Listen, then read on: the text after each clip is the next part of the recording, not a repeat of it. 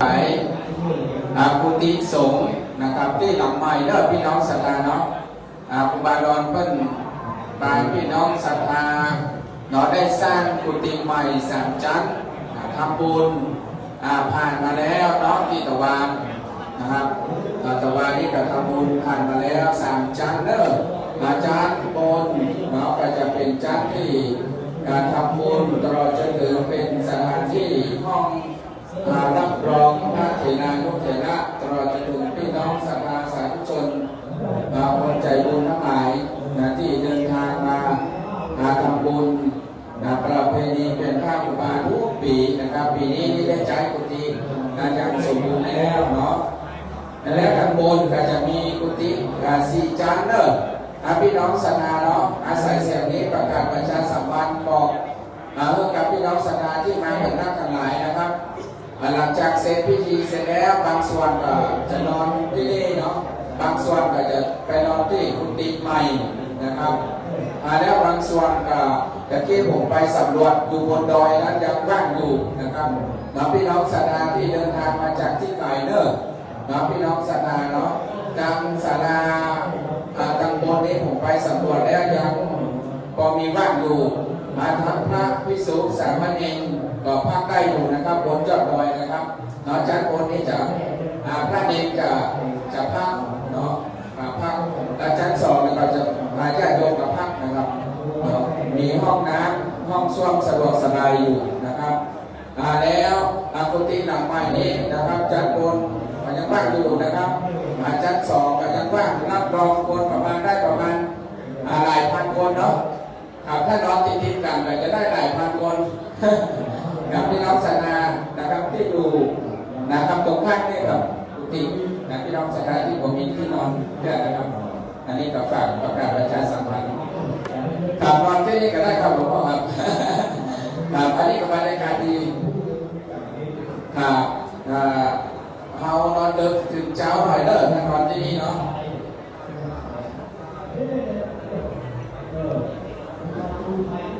ก็เป็นที่ได้ดีๆนะเป็นอย่างที่ค่อนข้างที่จะอบอุ่นนะหลวงพ่อเนาะมาผ่านพี่น้องศรัทธาที่เดินทางโดยมาได้นัดหมายนะครับมาด้วยจิตศรัทธาที่หลวงปู่ครูบาอาจารย์เจ้าอภิชาติปีครับตึงหญิงตึงใจแล้วมาโดยที่มาได้นัดหมายกันแต่รวมจิตรวมใจกันมาทั่วทุกสารทิศนะครับไม่ใช่รู้จักกันนะครับแต่พอผมไปเดินทางไปก็มาทักทายครับโอ้ครูบาก็บอกว่าชาติที่แล้วเป็นพี่เป็นน้องกันทุกคนทุกวันเด้อแล้วก็เจ้าหน้าอำเภอไรเต่านะครับแล้วก็ท่านพระครูสังฆาธิการพิรัตน์นะครับก็ได้มาช่วยงานปันศีลปันปอนวันนี้วันค่ำนะลูกศิษย์บอยดูก็หลวงพ่องานมาเจอเนาะพระดงเด่นน้อยแตนเนาะแล้วก็ด้วยบุญบารมีที่หลวงพ่อได้มาเป็นองค์ประธานนะเพราะว่าครูบาดอนนะครับครูบาดอนเนี่ยเป็นพระที่มีเมตตามีจิตวิทยาที่สูงส่งนะครับ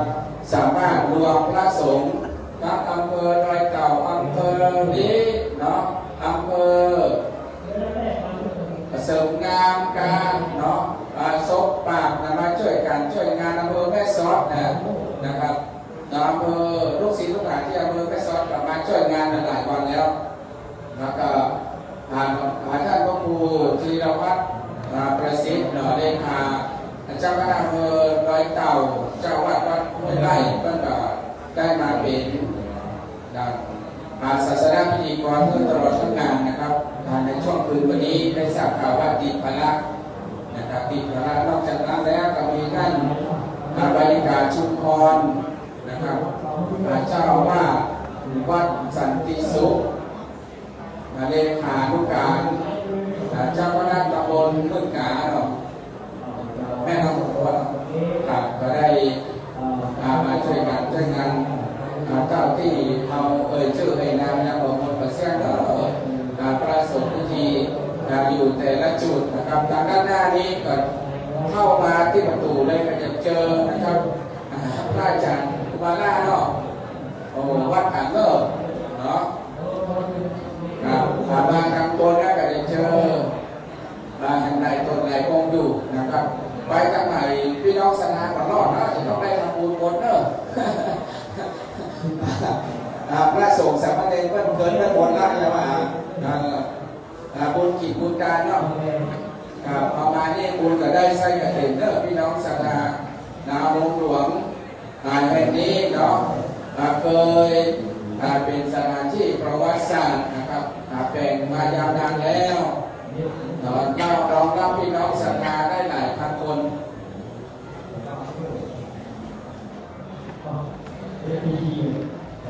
อ๋อแต่กี้มีก็เพิ่นถามว่าไปจะบูชาผ้าบางสกุลตรงหน้าพวกนั้นเริ่มกับดับกำลังศรัทธาเดียวเราจะเราได้ทำพิธีวางผ้าบางสกุลโดยนะครับพ่อตะพุทธเริ่มกับต่างหน้าครับที่พิทุปพอเริ่มกับอาจารย์อัตวิทย์ช่วยดูแลพี่น้องศรัทธาทั่วถึงเด้อมีอย่างพี่น้องศรัทธาสามารถที่จะมาสอบถามได้นะครับทางโฆษกทีมงานพิธีกรหรือว่าทีมงานศาสนาพิธีการเนาะที่ได้รับมอบหมายจากท่านพระครูสุนทรอนันตการครูบาดอนคณะสงฆ์ที่ประชุมกันทุกปีนะครับเป็นวัดพระพุทธบาทขนาดนี้มีน้อยมีหนานี่ตั้งขนาดเลยเนาะได้มาช่วยนะครับเป็นงานใหญ่นะครับช่วยคนละไม้คนละมือไปที่ถนนด้านไหนเนาะมาได้มาช่วยบาอันนี้ก็เป็นความอบอุ่นที่มีเรื่องกันและกันนะครับแล้วก็พี่น้องตามองค์ก่อยทอดใบเต่าแต่ว่าก็ได้มาเป็นเจ้าภาพเนาะนำโดยคุณชัยพรดูดีนะครับแล้วก็คุณธีราเนาะทีมงานหลายคนหลายท่านทั้งผู้ใหญ่กำนันนายกอบจเนี่ยได้นำเงินจากพี่น้องศรัทธาหมู่บ้านบอกบุญไปได้200,000 กว่าบาทเนาะได้มามอบเป็นกำลังใจให้ครูบาเพื่อได้จัดงานเนาะถวายพระสงฆ์ทรงสมณศักดิ์ที่มารับความเมตตาในหมู่บ้านนะครับที่เขามาได้ชื่อนามกับทางทีมงานวัดพระพุทธบาทขนาดแล้วก็ขอสุมาภัยด้วยนะครับที่มาได้ทักทายวาศัยพี่น้องที่มาใกล้บางไก่เนาะอาจจะไปว่าครูบาอาจารย์ก็ดีเด้อเนาะเนื่องจากว่าคนนั่งคนไหนนะครับทักทายกันขอเสียงแล้วก็ขอสุมาภัยด้วย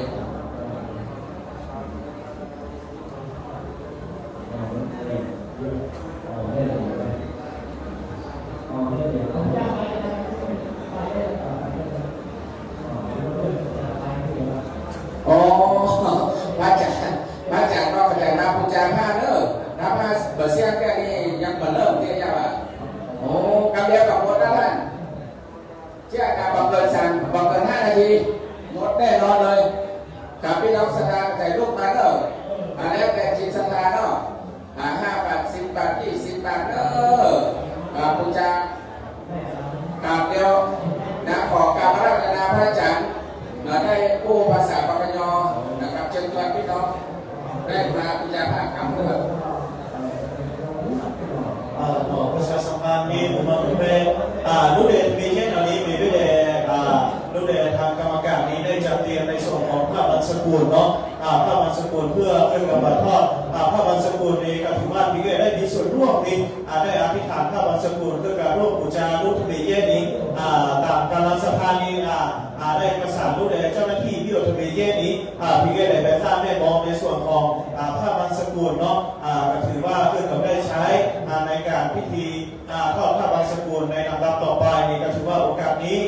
ได้ประชาสัมพันธ์นี้พี่แก่ได้ทราบเป็นเจ้าภาพด้านหน้านะครับเนาะรุ่นทะเบียนรุ่นแดงกรรมการชิ้นหน้าองค์ผู้เวทเหล่านี้คนละแถลงนี้คนละ20 บาทนะคนละหรือว่าตามเจตนานี้รุ่นทะเบียนเช่ก็ถือว่ามีส่วนร่วมกันเนาะก็ถือว่าลูกหลานในครูบาหมอเจ้าพปีนี้ก็ถือว่าเพื่อนกับแม่มองเฟซบุ๊กแม่มองชองนี้เป็นไม่ได้รุ่นแดงสเตลูกหลอกว่าในแบบว่าเดี๋ยวเข้าใจไม่เป็นไม่ได้ภาพมา ถือว่าลูกทะเบียนเยอะเลยก็ได้ร่วมบุญร่วมกุศลร่วมกันเนาะถือว่าเพื่อนกระทำบุญที่สมบูรณ์ถวายแด่ดวงวิญญาณของครูบาหมอเจ้าของปีนี้ก็ถือว่าสถานพิเศษเลยไปสร้างไม่มองในส่วนของพระบางสกุลลูกกรรมการที่นั่งลูกทะเบียนเยอะเหล่านี้ตามกำลังศรัทธานี้ลูกทะเบียนเยอะเพื่อได้ใช้พรถวายในพิธีบางสกุลต่อไปถือว่าสถานพิเศษอนุเคราะห์พวกนี้ก็ได้เชิญชวนได้เจริญพรนี้ได้เข้ามานั่งในทะเลนี้ในตอนนี้ในพระมหาเถรพระเมตตาจารย์ก็ได้เข้ามาเมตตาถึงแล้วนี้ถือว่าโอกาสก่อนที่จะเริ่มพิธีก็ได้ถือโอกาสมาศรัทธาได้ร่วมบุญในส่วนของผ้าบางสกุลนี้เพื่อกำลังถวายหลวงปู่ครูบาพิชัยเขาปีเนาะถือว่าลูกทะเบียนแยกนี้มีไม่ได้ศรัทธาเพียงแค่ไหนโอ้ลูกของพวกนี้ในงานแบบเสียงประชาสัมพันธ์ด้วยเนาะเพื่อจะได้ร่วมพิธีกรรมรูปแบบศาลาวงหลวงกันเนาะมีไม่ได้รับเป็นตัดความจากครูบาอาจารย์หลายท่านหลายองค์นี้ได้โปรดเมตตาได้เข้ามาเพราะฉะนั้นแล้วเนี่ยคนละพื้น2พื้นอธิษฐานพัฒนาเอาถือว่าเป็นการร่วมบุญด้วยการนี้ตามกำลังศรัทธาลูกทะเบียนเยอะถือว่าเคยในรูปแบบในหลวงปู่ครูบาหมอเจ้าพิชัยเขาปีนี้ถือว่าได้ร่วมในส่วนของพระบางสกุลก็ถือว่าเป็นมงคลนี่คือก็ได้ทำบุญถวายสมบูรณ์สกุศลนี้นั้นเป็นมงคลกับตัวเองเพราะฉะนั้นแล้วตามกำลังศรัทธาลูกทะเบียนเยอะก็ได้มีกรรมการได้นั่งเฝ้าในได้บริการศรัทธาลูกทะเบียนเยอะนี้เดี๋ยวเสร็จจากพ้องสวดก็เราต้องมาได้เชิญถึงจะได้มี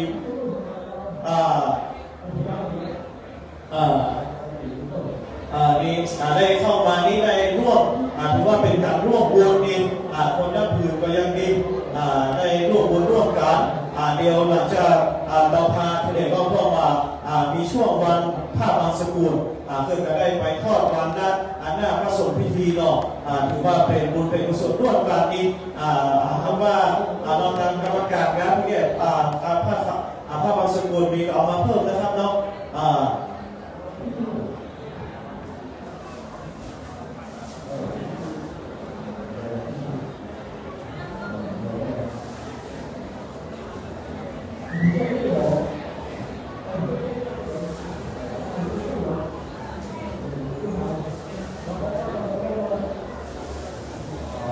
กับอากาศขอบพระคุณพระอาจารย์นะครับเดินทางมาจากแม่หืดหลวงเนาะแม่หืดนะครับโอ้แม่หืดแม่หืดทอดเนาะได้มาปรารภมาถึงพี่น้องที่เดินทางมาจากองค์ก๋อยทอดดอยเต่าแม่สลิดแม่เสลียงกับยางเตียงนะครับนาเกียนการเนาะหลายที่หลายตังนะครับดังพี่น้องห้วยตรงผ่านน้ำผ่าปูนนะครับหลายที่หลายตังเนอะดังอำเภอแม่สอดแม่ลำมาท่าสองยางแม่ต้านพบพระนะครับได้เดินทางมาวันนี้พี่น้องศรัทธาเนอะกับรอความพร้อมแห่งสักกรรมหนึ่งเราก็จะได้เริ่มพิธีทางศาสนาในโอกาสต่อไปเนาะผ้านี่ยังมีอยู่เด้อผ้าที่เราจะใช้ในการทอดผ้าบางสกุลนะครับพี่น้องศรัทธาที่มาแล้วเนาะพี่น้องศรัทธาที่มาแล้วก็เรียนเชิญนะครับผ้าจะอยู่ตรงหน้าเด้อบูชาแล้วก็เก็บไว้ที่ตัวเขาก่อนเนาะเดียวถ้าหากว่าท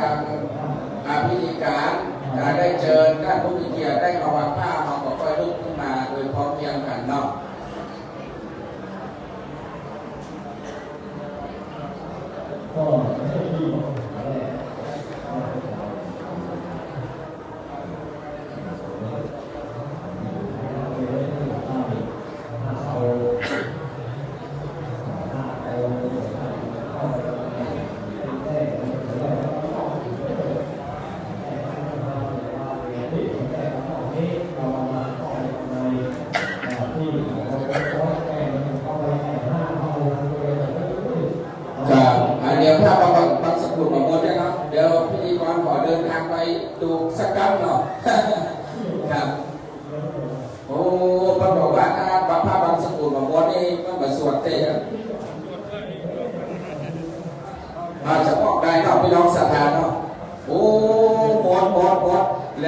มาณสัก10 ผืนนะครับพี่น้องศรัทธาที่ผ่านได้แค่ถ่ายรูปเนอะ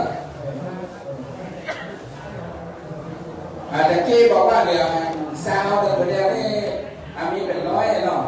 โอ้ผ้าโอ้ผ้าขาวโอ้ผ้าครับได้เจอนะครับพี่น้องศรัทธาครับครับอ๋อผ้านี้ทางมูลนิธิเป็นมอบมาลูกเนาะครับเจอหน้าพี่น้องศรัทธาเลยครับปีหนึ่งเขาได้เป็นเจ้าภาพเดือนเนาะพี่น้องศรัทธาเนาะโอ้วันนี้ครับกับพระเพชรท่านนายกท่านนายกบรรพุทธนะครับอันนี้ท่านนายกอบตโต้จักเนาะโอ้มาโดยทีมงานโดยสวัสดีครับต้อนรับพี่น้องต้องมาจักเนอะกับท่านรองสากลเงินก่อนเนาะอันนี้ทีมงานนายกองค์การบริหารส่วนตำบลต้องมาจักนะครับแห่งท่านนี้เป็นเลขาหรือว่าเป็นรองสุมาตัวเอง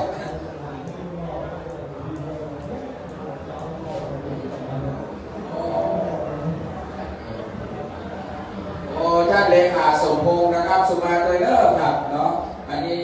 ท่านนายก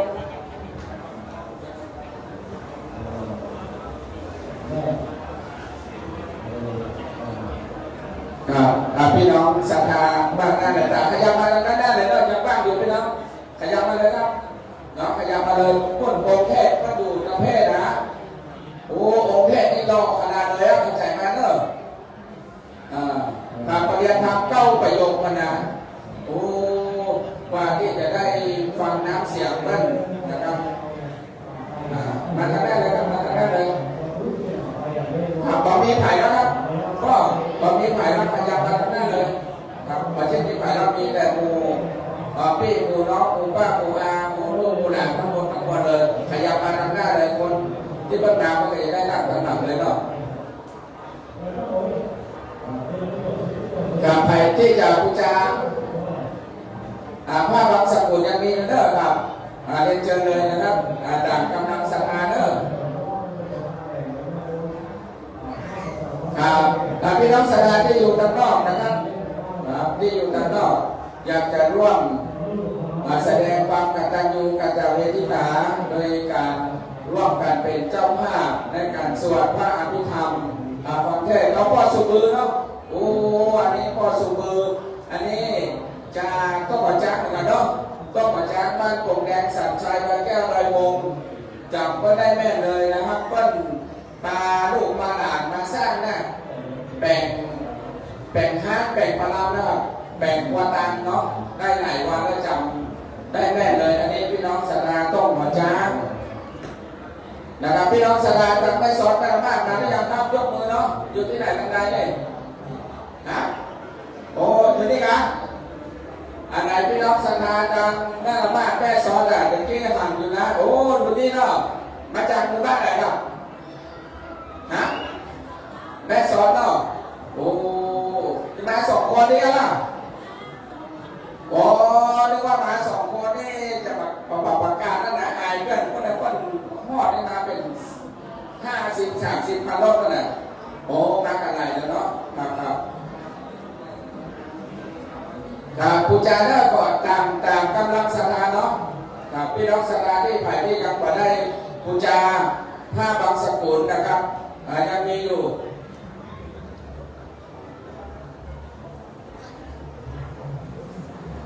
กับเรียนเชิญนะครับพี่น้องศรัทธาครับตอนนี้เราก็ได้พระครูสุนทรอนันตการเนาะกับเจ้าอาวาสวัดพระพุทธบาทพนามนะครับเจ้าคณะตำบลนาทรายเขต 2นะครับกำลังเดินทางขึ้นสู่ศาลาหลวงแล้วเนื่องจากว่าวันนี้ภาระครูบาก็ได้ย้ำกับเพื่อนนะอาสุมาก็ฉันเพชรก็จะมีเวลาฉันเนาะเนื่องจากว่าต้องรับแขกตัวเองครับพี่น้องศรัทธาแล้วก็พระเถรานุเถระตัวเองนะครับอันนี้ท่านนาหันพี่น้องศรัทธาเดินมาไก่นี่ก็หายเหนื่อยแล้วนะครับ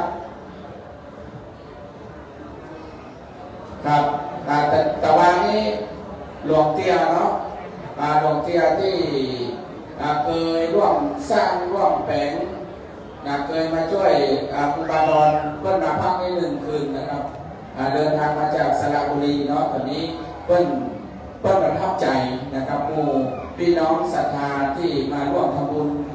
ที่เพิ่นผู้ออกปากเลยเนาะเพิ่นปราลบเป็นกับผู้ให้พี่น้องศรัทธาได้ยินทั่วศาลานะว่าเพิ่นประทับใจที่พี่น้องศรัทธาได้มาแสดงออกในกิจการงานที่นึกถึงคุณงามความดีของหลวงปู่ครูบาวันเจ้าอภิชัยขาปีนะครับพี่น้องฮอดอยู่ที่ไหนเรายกมือแล้วพี่น้องฮอดพี่น้องคนปล่อยอยู่ที่ไหนทางใดทางนี้บอกอ๋อพี่น้องปล่อยอยู่ทางนี้เนาะครับอันนี้พี่น้องคนปล่อยทดสอบพระสงฆ์ผู้ร่วมทุกองค์นะครับก็ได้มากันครบแล้วทีนี้นะครับก็คงจะต้อง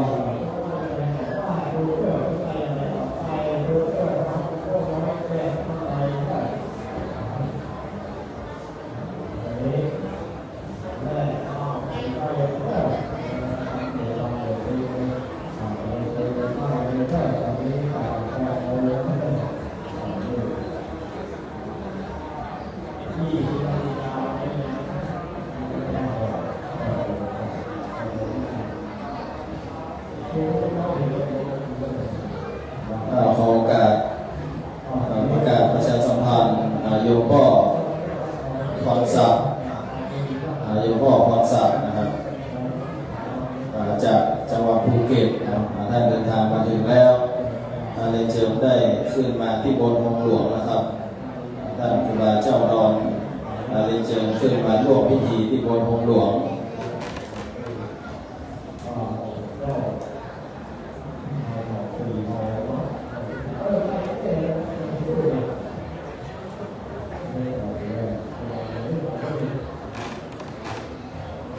หลวงพ่อพรศักดิ์นะครับถ้าหากว่า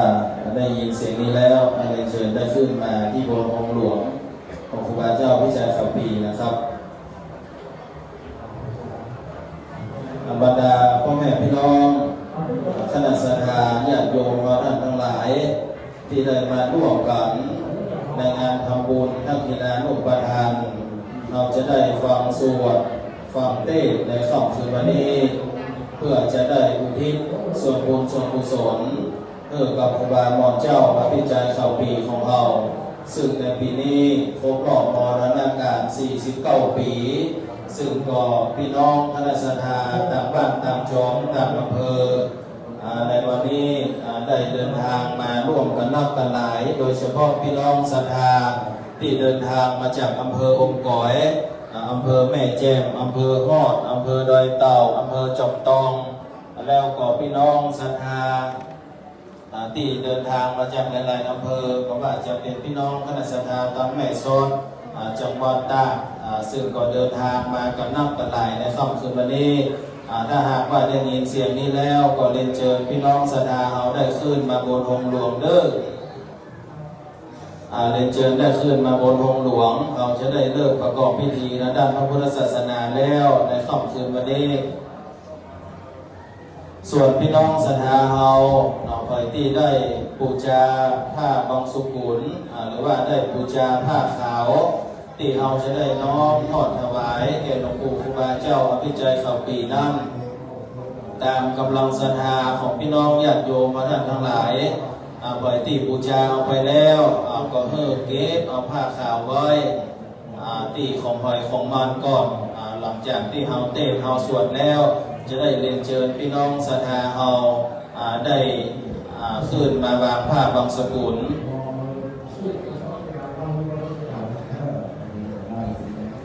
ขณะนี้ได้เวลาที่เราจะได้ประกอบพิธีทางด้านพระพุทธศาสนา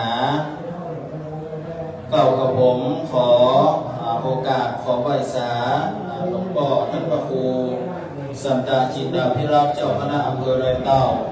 ซึ่งในวันนี้มีครูบาอาจารย์พระมหาเถระเดินทางมาร่วมหลายรูปหลายตนตลอดจนถึงพระมหาเถรานุเถระเจ้าคณะพระสังฆาธิการที่ได้เดินทางมาร่วม ซึ่งก็มีหลวงพ่อท่านพระครูสันตจิตาภิรักษ์เจ้าคณะอำเภอดอยเต่าหลวงพ่อท่านพระครูอภิวัฒน์คณาภิบาลเจ้าวัดลาดเจริญธรรมเจ้าคณะอำเภอพบพระหลวงพ่อท่านพระครูอุปถัมภ์พัฒนคุณเจ้าคณะอำเภออุ้มผางเจ้าวาดวัดเอื้องดอยเป็นต้นเป็นประธานพ้องกับด้วยครูบาอาจารย์พระมหาเถระที่ได้เดินทางมาร่วมในค่ำคืนวันนี้เบื้องต้นนั้นเราจะได้จุดธูปเทียนบูชาพระรัตนตรัยหลังจากนั้นจะได้จุดธูปเทียนบูชาบุญของครูบาเจ้าศรีวิจัยครูบาเจ้าพิจัยข่าวปีแล้วก็ครูบาเจ้าชัยวงศาพัฒนาแล้วก็หลวงปู่พระพรหมพระมงคลหลวงปู่ทองศิริมรคโลในค่ำคืนวันนี้เบื้องต้นนั้นเราจะได้จุดธูปเทียนบูชาพระรัตนตรัยเข้าในนามท่านครูบาเจ้าดอนขอกราบไหว้สาอาราธนาพระเดชพระคุณหลวงพ่อท่านพระครูสันตจิตาภิรักษ์เจ้าคณะอำเภอดอยเต่าได้เป็นตัวแทนคืนจุดธูปเทียนบูชาพระรัตนตรัยพี่น้องศรัทธาญาติโยมท่านทั้งหลายพนมมือขึ้นเด้อเรียนเชิญทุกท่านได้พนมมือขึ้นซึ่งตอนนี้หลวงพ่อท่านพระครูสันตจิตาภิรักษ์เจ้าคณะอำเภอดอยเต่าได้เป็นประธานจุดธูปเทียนบูชาพระรัตนตรัยหลวงพ่อท่านพระครูสันตจิตาภิรักษ์นี้ถือว่าเป็นครูบาอาจารย์พระมหาเถระที่คือการคอยช่วยเหลือพระพุทธบาทพระนามเปรียบเสมือนลูกหลานครูบาเจ้าอภิชัยข่าวปีซึ่งงานเปลี่ยนผ้าในปีนี้หลวงพ่อได้เดินทางมานอนเองแก่มือหลายคืนหลายวันได้มานั่งฟังสิ่งก่อนพอนั่งนับเป็นเก้าเป็นหลับในงานเปลี่ยนผ้าครูบาเจ้าอภิชัยข่าวปีตอนนี้หลวงพ่อได้จุดธูปเทียนบูชาพระรัตนตรัยพี่น้องศรัทธาเอามาลงมือขึ้นนะครับและหลังจากนั้นจะได้จุดธูปเทียนบูชาคุณในครูบาเจ้าศรีวิจัยขอกราบไหว้สาอาราธนานิมนต์พระเดชพระคุณหลวงพ่อท่านพระครูอภิวัฒน์คณาภิบาลเจ้าวาดวัดลาดเจริญธรรมเจ้าคณะอำเภอพบพระได้จุดธูปเทียนบูชาคุณในครูบาเจ้าศรีวิจัยขอกราบอาราธนานิมนต์นะครับ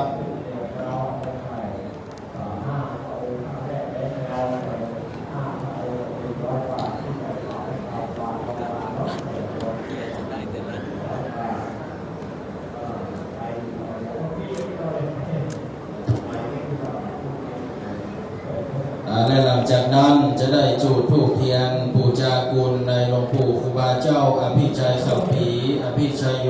นะครับก็ขอกราบไหว้สาอาราธนาพระเดชพระคุณหลวงพ่อท่านพระครูอุปถัมภ์พัฒนคุณเจ้าอาวาสวัดเอื้องดอยเจ้าคณะอำเภออุ้มผางซึ่งในวันนี้พระเดชพระคุณครูบาอาจารย์พระมหาเถระได้โปรดเมตตา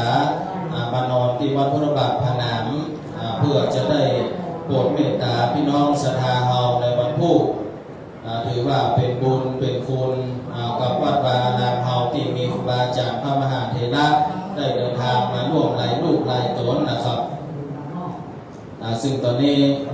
พระเดชพระคุณหลวงพ่อท่านพระครูประธรรมพัฒนคุณเจ้าวาดวัดเอื้องดอยเจ้าคณะอำเภออุ้มผางได้โปรดเมตตาจุดธูปเทียนบูชาคุณในหลวงปู่ครูบาเจ้าอภิชัยข่าวปีนะครับ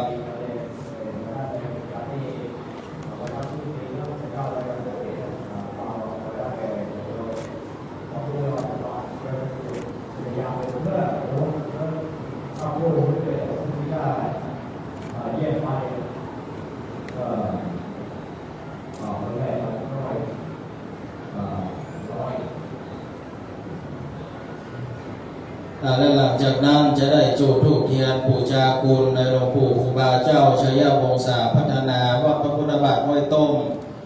ก็ขอกราบไหว้สาอาราธนา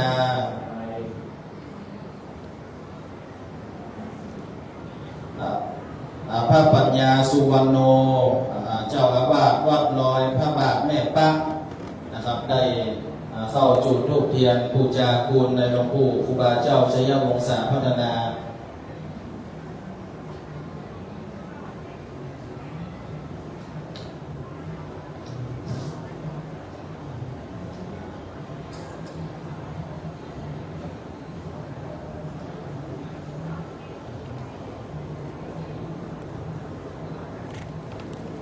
และหลังจากนั้นจะได้เข้าจุดธูปเทียนบูชาคุณในหลวงปู่พระพรหมมงคลหลวงปู่ทองสิริมังคโลวัดพระบรมธาตุเจ้าสรีจอมทองก็ขอกราบพระราชนานิมนต์พระพลทวิทย์สิริวัฒโกเจ้าสำนักวัดพระธาตุดอยจอมทองแม่เฮืออำเภอฮอดซึ่งในวันนี้พระพลทวิทย์หรือว่าที่เอาหูเจ้ากันครูบาเคนก็ได้ปาพี่น้องศรัทธาอำเภอฮอดอำเภออมก๋อยพี่น้องศรัทธาตำบลดอยได้ตั้งต้นโคตานได้น้อมนำมาถวายที่ในงานประเพณีเปลี่ยนผ้าครูบาเจ้าพิจัยกับบีมากันนับกันหลายแล้วก็เชิญพี่น้องศรัทธาเขาได้พนมมือไว้ก่อนนะครับ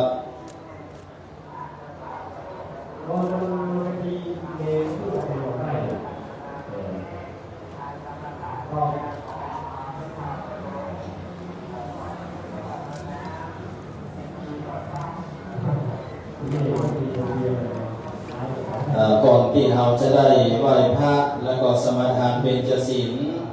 ก็ขอกราบไหว้สารัตนานิมนต์ท่านพระอาจารย์พระมหาราชนนท์ศาสนากิติ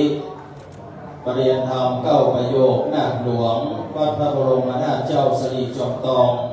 ซึ่งในค่ำคืนวันนี้ได้เมตตาเป็นองค์แสดงพระธรรมเทศนาแบบพื้นเมืองก็ขอกราบไหว้สารัตนานิมนต์ได้ขึ้นบนธรรมะเลยนะครับและหลังจากนั้นเรียนเชิญพี่น้องคณะสัตยาญาติโยมท่านสาธุชนท่านทั้งหลายได้หันหน้าไปตามพระพุทธปฏิมาเขาจะได้กล่าวคำไหว้พระแล้วก็จะได้สมาทานเบญจศีลโดยพร้อมเพรียงกันนะครับอิมินาสังกาเลนะพุทธังอภิปูชยามาอิมินาสังกาเลนะธัมมังอภิปูชยามาอิมินาสังกาเลนะสังฆังอภิปูชยามาอะระหังสัมมาสัมพุทโธภะคะวาพุทธังภะคะวันตังอะภิวาเทสวากขาโตภะคะวะตาธัมโมธัมมังนัมมาสามิสุปฏิปันโนภะคะวะโตสาวกสังโฆสังฆังนามา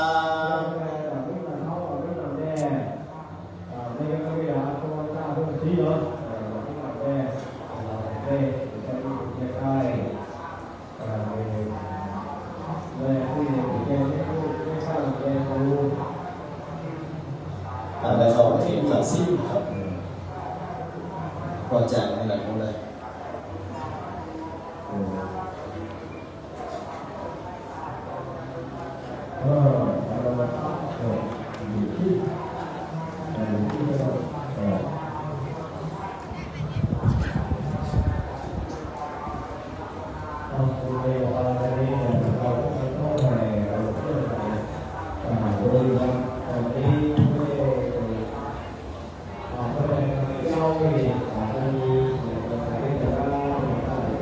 สาธุมยังวันเตติสารเนนะสัจจิปัญจสมณกาสัมปัญจสีรังนิยจามาทุติยมปีมยังวันเตติสารเนนะสัจจิปัญจสมณกาสัมปัญจสีรังนิยจามาตติยมปีมยังวันเตติสารเนนะสัจจิปัญจสมณกาตังปัญจสีรังนิยจามาสัทโธกาสา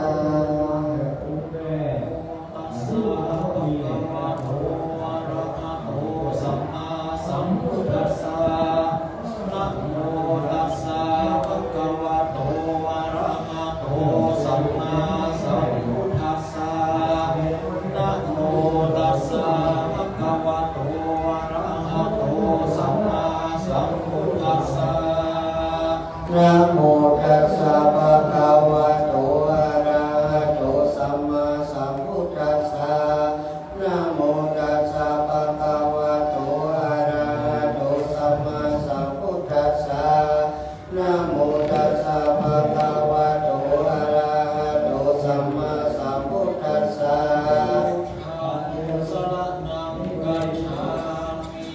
พุทธังสรณังคัจฉามิธัมมังสรณังคัจฉามิสังฆังสรณังคัจฉามิ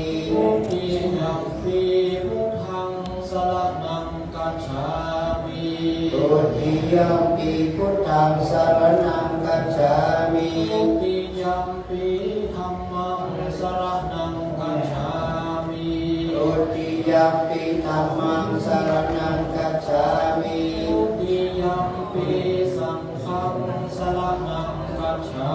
มิตุติยัมปิสังฆังสรณังคัจฉามิตุติยัมปิพุทธังสรณังคัจฉามิ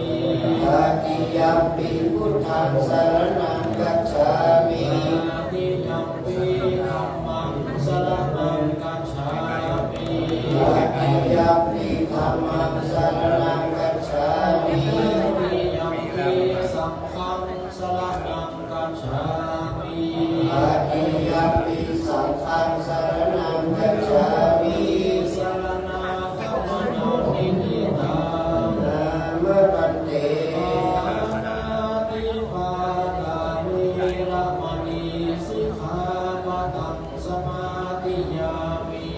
ปานาติปาตาเวรมณีสิกขาปะทังสมาธิยามิ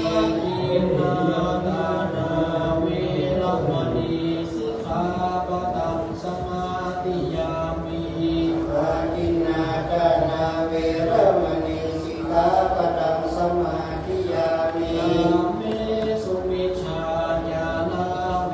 รมณีสิกขาปะทังสมาธิยามิกาเมสุมิสาจาราเวรมณีสิกขาปะทังสมาธิยามิมุสาวาทา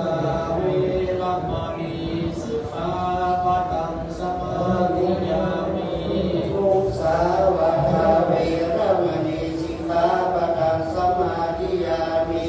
ระเปวายามัจจปมาตฐานาเวรมณีสิกขาปะทังสมาธิยามิสุราเมรยมัจจปมาตฐานาเวรมณีสิกขาปะทังสมาธิยามิมานิปัญจสิกขาปะทานิสีเลนะสุขาติยันติสีเลนะภูกสัมปทาสีเลนะนิพุติยันติตัสสมาสีลัมปิโสทายิ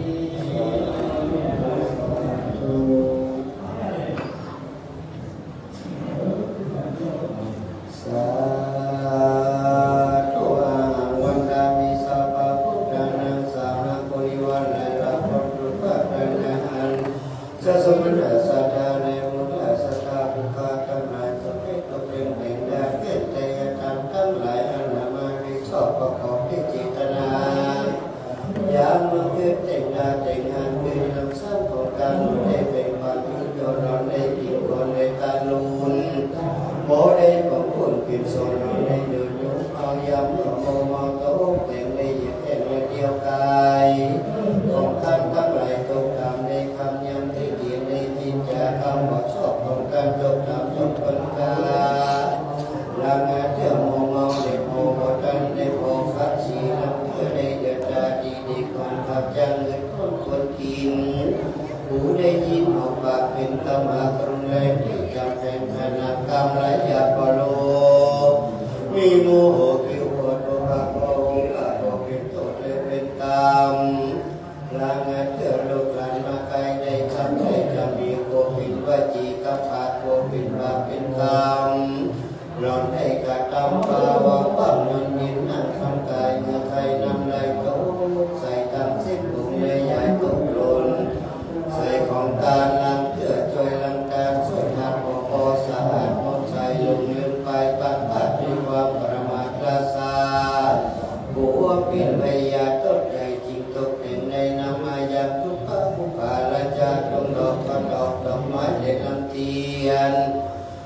สุขันโดจักกะไสจินสองกุกะน้อยขอสุมาสัพพะบริวารไรเนี่ยมันเป็นเรื่องของการขอเครื่องติเสกสนาการจะบทที่หายกายเป็นอโหสิกรรมอย่าให้เป็นนิวรณธรรมกรรมอันเกกาอันจะทำทักษิยานุนตามแม่ขึ้นสู่มุขะที่นิรภัสเสกเกเจ้าสมณสัตตาและมุนตสัตตาผู้การทั้งหลายทุกตนทุกองค์ทุกผู้ทุกคนทุกน้อยใหญ่ใจยิ่งและจงจักมีเจตดีกายยะตัวเลวจีตัวเลมโนตัวเลสัจจิจัปปะเดนาวาอาสัจจิจัปปะเดนาวากายยะกเมนาวาวจีกเมนาวามโนกเมนาวาอดิตาโตสังอนาคตโตสังกจุปนาโตสังสัพพังโตสังฆามันตุโน ก็จะมีทุนมรรคทายกวัดพระพุทธบาทผนามได้สุมาโคกิจโคตังนำเขามีทรงปล่อยไปที่เรียบร้อยซึ่งลำดับต่อจากนี้ไปเราจะได้ร่วมกันฟังพระธรรมเทศนาซึ่งในค่ำคืนวันนี้ทางวัดพระพุทธบาทผนามได้กราบไหว้สารัตนาท่านพระอาจารย์พระมหาราชนนท์ศาสนากิตติประเรียนธรรม9 ประโยคนาคหลวงวัดพระบรมธาตุเจ้าสรีจอมทองในค่ำคืนวันนี้ได้โปรดเมตตาพี่น้องศรัทธาท่านทั้งหลายมาเป็นองค์แสดงพระธรรมเทศนาก่อนที่เราจะได้ฟังน้ำฟังธรรมนั้นเราก็จะได้จูดเตียนส่องธรรมก็ขอกราบไหว้สารัตนาพระเดชพระคุณหลวงพ่อท่านพระครูสุนทรนันทการท่านครูบาเจ้าดอนเจ้าอาวาสวัดพระพุทธบาทผาน้ำเจ้าคณะตำบลนาทรายเขต 2ได้โปรดเมตตาจูดเตียนส่องธรรมที่หน้าองค์แสดงพระธรรมเทศนาขอกราบพระราชนานิมนต์ครับ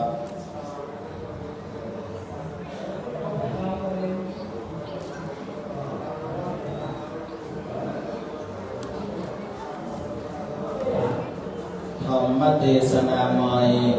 บุญสำเร็จเพื่อการฟังพระธรรมเทศนาในค่ำคืนวันนี้เป็นปฐมฤกษ์ในการฟังพระธรรมเทศนาซึ่งในค่ำคืนวันนี้ได้นิมนต์ครูบาอาจารย์ที่เป็นพระนักเทศน์ระดับฝีปากเอกในจังหวัดเชียงใหม่ได้โปรดเมตตามาแสดงพระธรรมเทศนาเพื่อกับพี่น้องศรัทธาท่านทั้งหลายได้สดับรับฟังกันขอญาติโยมท่านสาธุชนเอาทุกคนทุกท่านได้ตั้งจิตตั้งใจสดับรับฟังพระธรรมเทศนาดังที่องค์พระธรรมเทศนาจะได้แสดงต่อไปนะครับนิพพานังนิพพานาเกนะกลังรัมมังเยกะทัสสยังปฏิโตตังโลนะกังวดิสิตุงธัมมังธัมมังมุตตมังปัจจังนารัตนาโกโอมา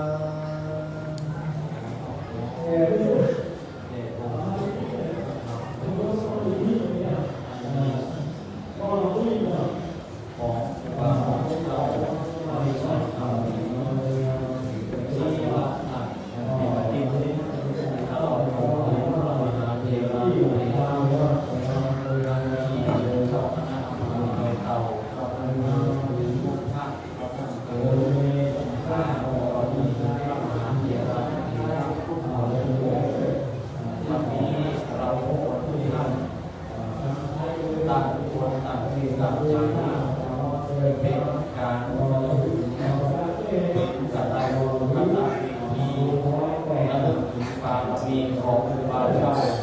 ได้พากันมาในค่ำคืนวันนี้เพราะเป็นวันคล้ายวันมรณการแห่งครูบาเจ้าอภิชัยเขาหลีท่านครูบานั้นเป็นผู้ที่มีรักในดวงเป็นผู้มีทักษะการเป็นที่นับถือเป็นผู้ชนียบุคคลคือควรแก่การสักการะบูชาเพราะว่าจะเป็นสมณสงฆ์และฆ คณะสงฆ์ทั้งหลายประการที่สองเป็นผู้ชี้แนวทางคือสั่งสอนทั้งปริยัติทั้งกับประการภาวนาตลอดจนถึงชี้แนวทางแห่งคุณงามความดีผู้คณะศรัทธาได้โดยหอยฐานครูบาเจ้า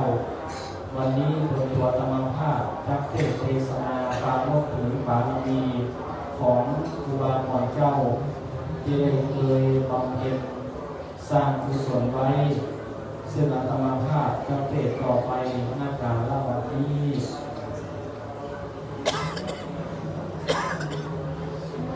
โอ้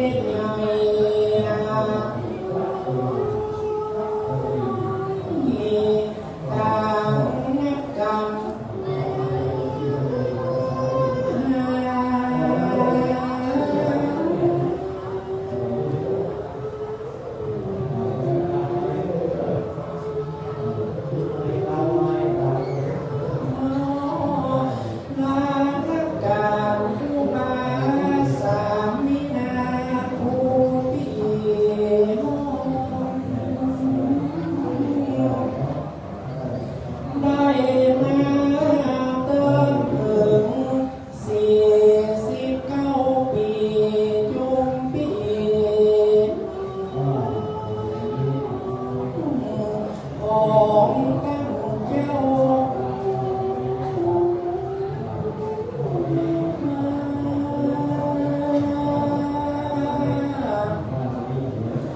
ดินแดนอำเภอ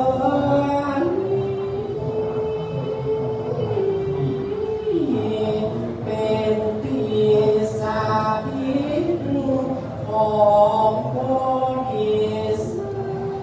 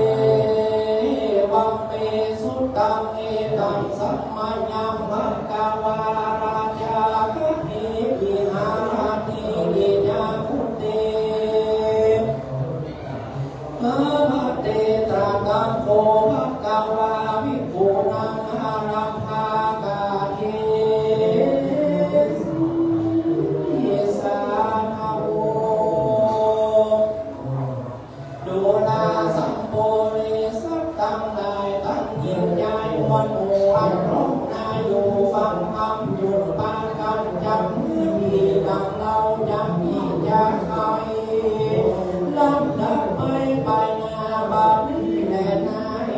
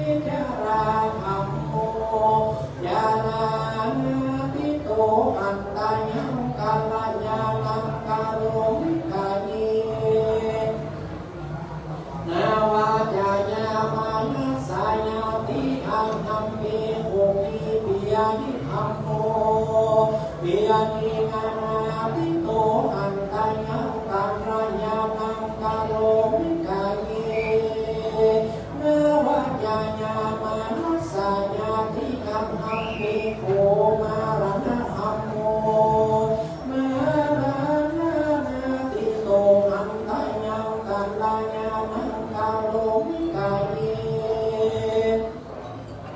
นาวัจจายามนาสายาติอันวากถานิอันวาบุคลาผู้ใดได้จำเริญไปใจขอจังใดเข้าใครพระนิพพานเจ้าแท้ดีอันวาบุคลาผู้ใดมีศีลมันผู้มีแล้วมันเมตตาภาวนา ไปอย่าได้ขาก่อนยังได้นำเอาตกตัวไปสู่ไตรลักษณะสามอาการคือเป็นอาวิยังโตขังนาน้ำตาเบิ่งดูจราเปียที่ก่อนนาอันว่าพญามัจจุราชหาได้เลยขับไปใจตัวเรานี้ปันเฮาปันเกตยาโหตาบ่มาเมื่อตัวหัวก็ยังมาโง่เองก็มันไฟไปลายตั้งตาเขี้ยวฟันก่อนลุกหล่นออกไปตีนไปเมื่อดีซ้ำก็มาใส่สารเล็บใหญ่ก็มาปั่นเฟื่อนไว้ดังนั้นพระพุทธเจ้ามีกล่าวว่าอันนี้คือวันเทวทูตบางคำบวชดีนี้แต่นาวิญญาติอาณาติโตคนเรานี่นามีโอกาสเบียดที่มาเบียดเบียนผู้ขาดจับกินจับนอนก็ลำบากมาเป็นทุกข์ยากหนักหนาอันนี้จิรวันเทวทูตควรสอบแต่นาพารณาอาณาที่โตกำลังไปบันเพียที่ตัวเล็กกามันก็ไม่น่าไปมันก็เท่ากับตั้งคือไก่ไปสังเดียวอันนี้ก็เป็นเทวทูตควรสอบแต่นาเหตุดังนั้นผู้คาลายิ่งใหญ่ดังนั้นควรรับเบิ่งยังโกยังเทวทูตให้เป็นกรรมการว่ายังอาตาภาโวมานิจังทุกขังงานนัตตาอันว่าตัวเรานี้ก็บ่มันก่อนเดียวรู้วันเนียงไปมาทุกขาก็เป็นโตทุกขานัตตาก็บ่ใจตัวเองเราหากเป็นบางคำแล้วควรรับเบิ่งจำเลยวันหน้าเอาวิหารตั้งสีมีใจที่ตาเราเพื่อได้กระทำสมาธิและภาวนาควรจำได้รู้เจงอันจริงเจงโจทย์กันมรณะจากเมืองคนปัญญาโยโตโลกาก่อนจะได้มาโอกาสยาเมื่อรู้กาลาไม่ยังเมื่อรู้ว่าคนโลกาจักรู้เทวทูตเลือยากันว่าผู้คาลาผู้นั้นได้การตอบว่าตัวเองคาเราได้แล้วยังเทวทูตอันสาอย่างนั้นอาญาโยที่บางโมกาวาสิยางาลุกวันโอนาภุคาลาผู้นั้นไปสู่ยังฟ้าก็ยังได้สาเวสัมปติทิในนองสวรรค์และนานุสาอัมปะโอนตาบโรทัเทวันทุกันวาญาโยมนาดังนั้นพญาโยมก็จักคืองานลุกเอาเรื่องเล็กมักคาโตไปตกในมองนาผู้นาบายผู้แลนาพิภาว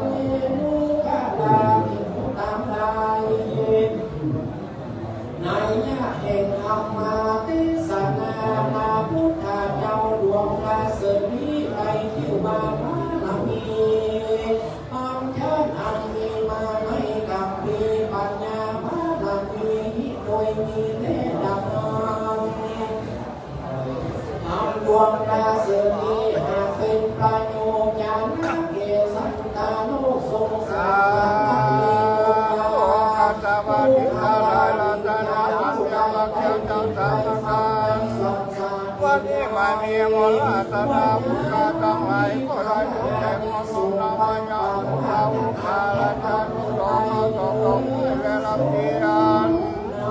อาวางเพียนตั้งไว้เมียขาดวันเป็นสามพุทธส่วนมันมาวิภาคประตูวันที่สุขาทั้งหลายก็หดมาบาทาแต่ไม่สามีมาพุทธมีหลายคนนั้นนะคนตุนิญาณคนสองนะคนเจ้าคนมายองว่านาวาโลกุตลาธรรมเจ้าเขาพาการทิพย์สังวริยาธิธรรมนุลาลุเลอันเกตาติเกียวสมกตังวัตติญาโพธาภิภากันวันสังนาโมทิบาจังสังขยาโพธิมายอง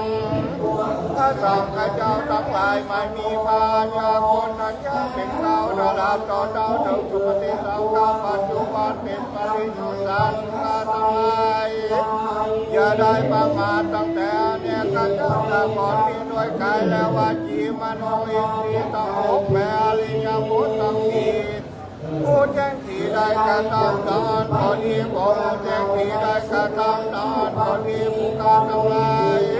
ก็ขอเป็นต้นขอพระเจ้าเจ้าไรหมดคุณอาทิตย์นี้คำว่าเมตตาไว้นาปฏิกังอาโลกกันตัวเป็นผู้การทั้งหลาย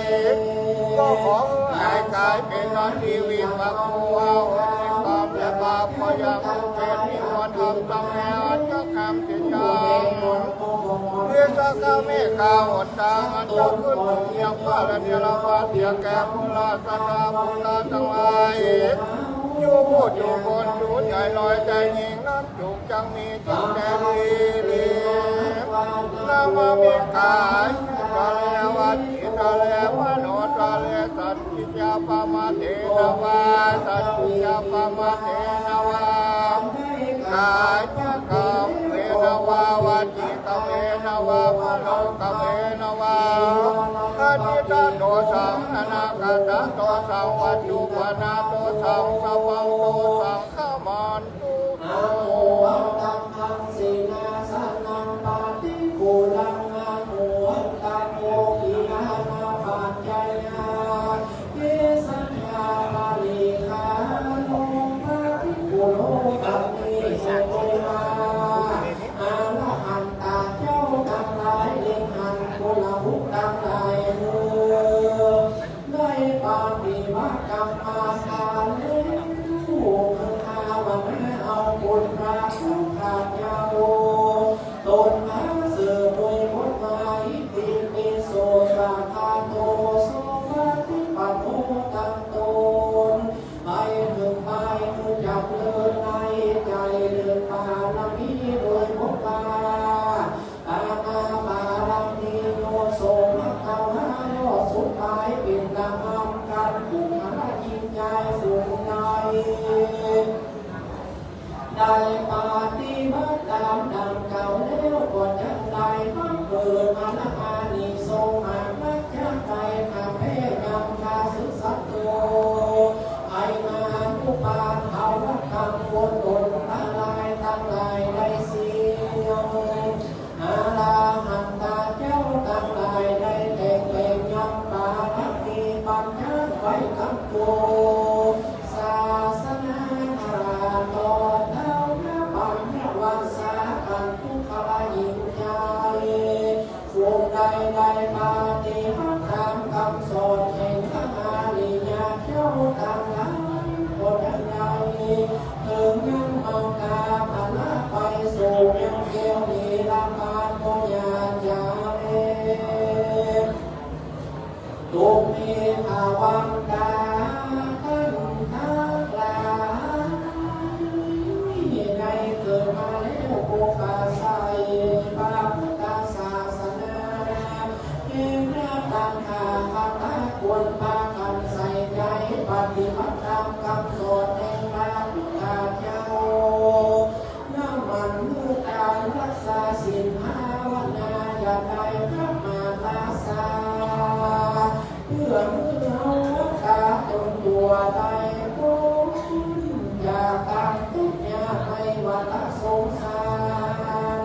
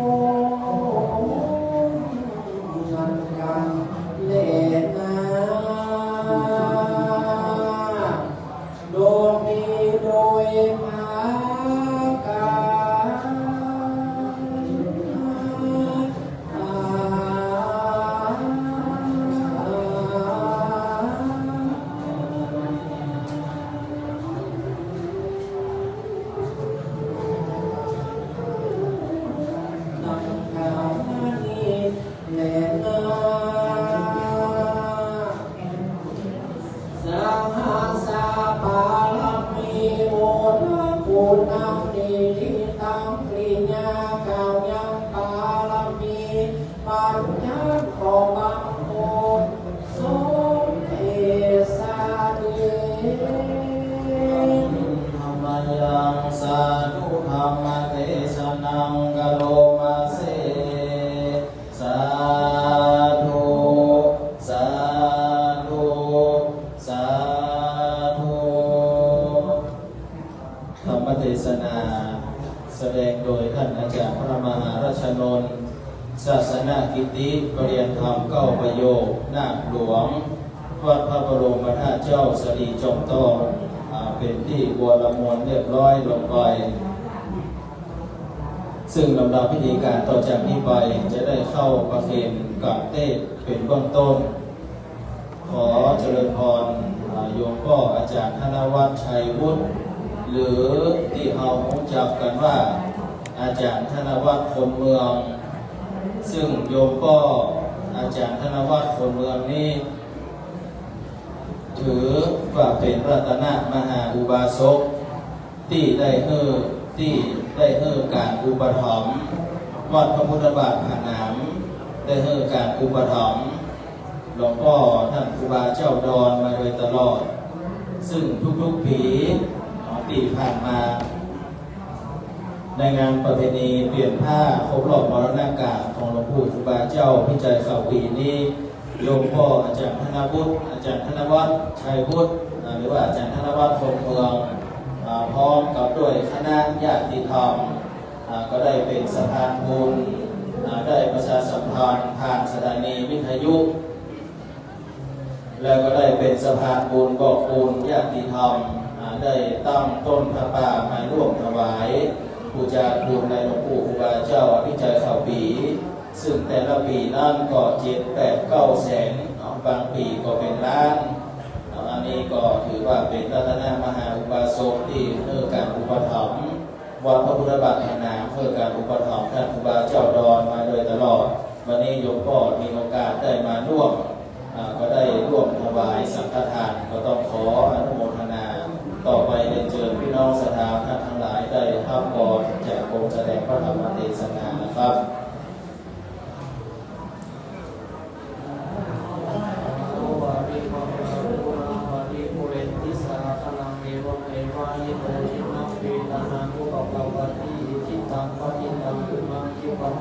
สัมภิจตุสัพเพปุเรตุสังฆปาจันโต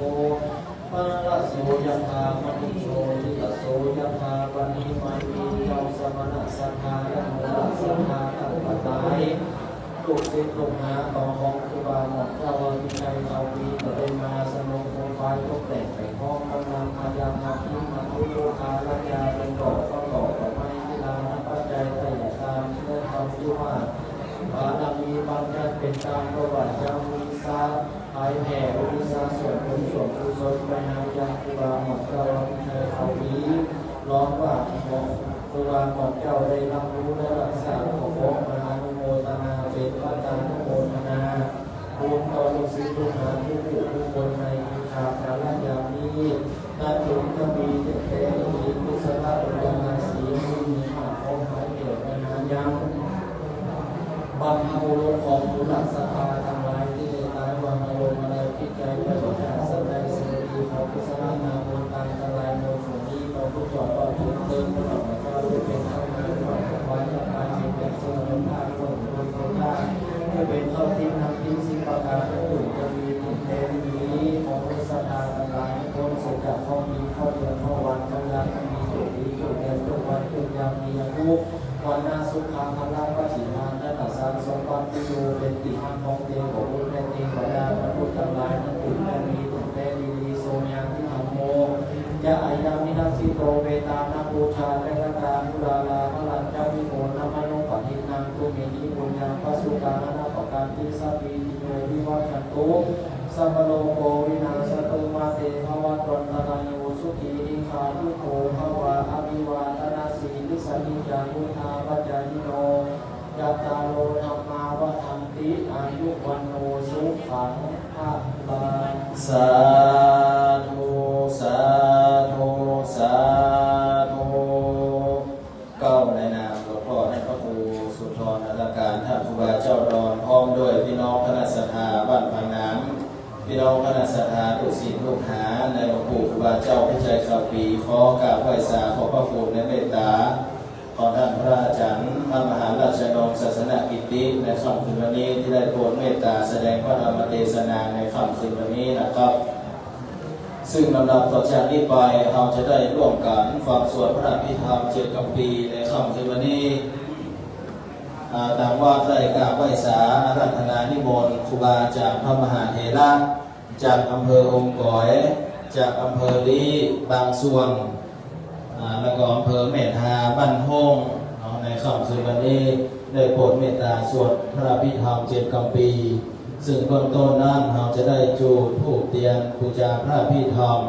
เก้าขอกราบไหว้สาอาราธนานิมนต์หลวงพ่อท่านพระครูมั่นโอนอาจารย์โสพลเจ้าอาวาสวัดมาตานุสรณ์เจ้าคณะตำบลแม่กาสาอำเภอแม่สอดจังหวัดตากในค่ำคืนวันนี้พระเดชพระคุณหลวงพ่อได้เมตตามาร่วมในการฟังเทศน์ฟังสวดก็ขอกราบนิมนต์ได้เป็นตัวแทนพี่น้องศรัทธาได้เข้าจูบเทียนปูชาธูปเทียนปูชาพระอภิธรรมและหลังจากนั้นครูบาอาจารย์พระมหาเถระจะได้สูตรพระอภิธรรม7 กัมปีเสร็จหลังจากนั้นเราจะได้ร่วมการทอดผ้าบางสกุลได้เชิญพี่น้องศรัทธาเราได้พนมมือขึ้นนะครับขณะนี้หลวงพ่อท่านพระครูมั่นโอนอาจารย์โสพลเจ้าคณะตำบลแม่กาสาเจ้าวัดมาตานุสรณ์อำเภอแม่สอดจังหวัดตากได้จุดธูปเทียนบูชาพระอภิธรรมและหลังจากนั้นจะได้ขอนิมนต์ครูบาอาจารย์พระมหาเถระได้สูตรพระอภิธรรมนะครับ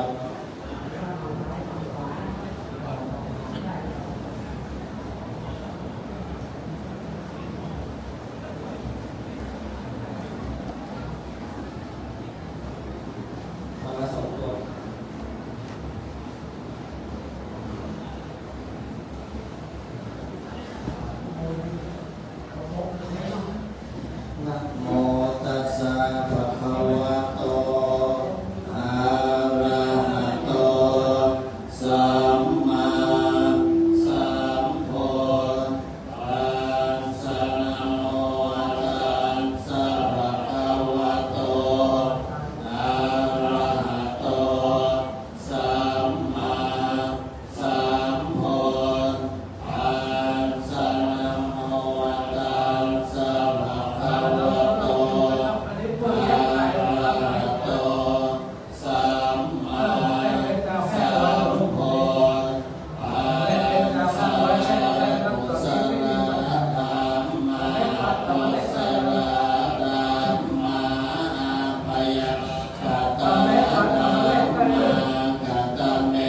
ธัมมากุศลยัสสมิสัมมาเยธัมมาวัจรังกุศลังจิตตังโอปันนังโมติโสมนาสัสสะกตังญาณสัมปยุตตังโลภะรัมมนังวาสังการังมนังวารัสสะรังมนังวาโพธัมปังรัมมนังวาธัมมังรัมมนังวายังยักวาปันนาปันนิมิสัมมาเยทัสโสโหติอเวเคโพโหติเยวาปันตาสมิงสัมมาเยอันเยปิอา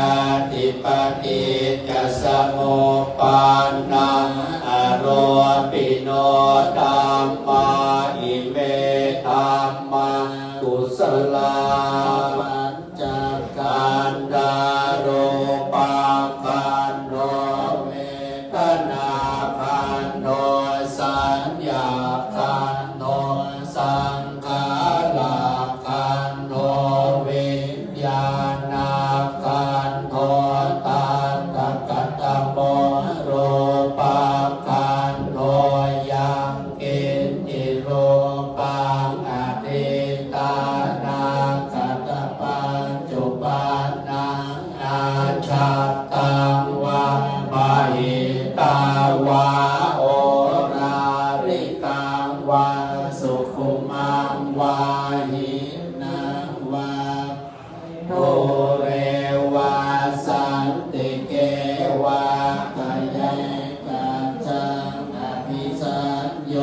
หิตวา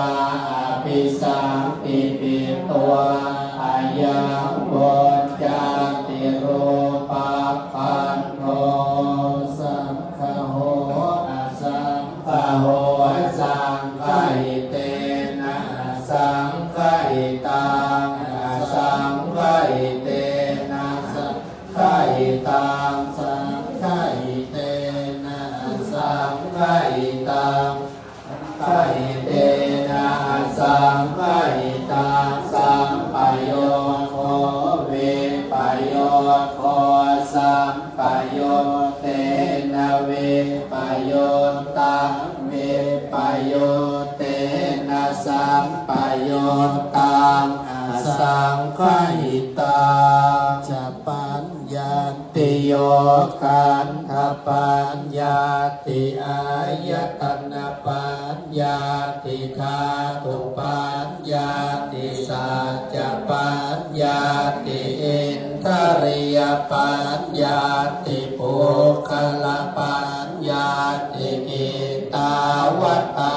ปุคลานังปุคละปัญญาติสัมมัยวิโมตโตอสัมมัยวิโมตโตโกปะทาโมโกปะทาโมปริหานธรรมโมปริหานธรรมโมเจตนาภาโพอนุรักขณะภาโพพุทโธชโนโพตระโพอภัยโยปัลลโต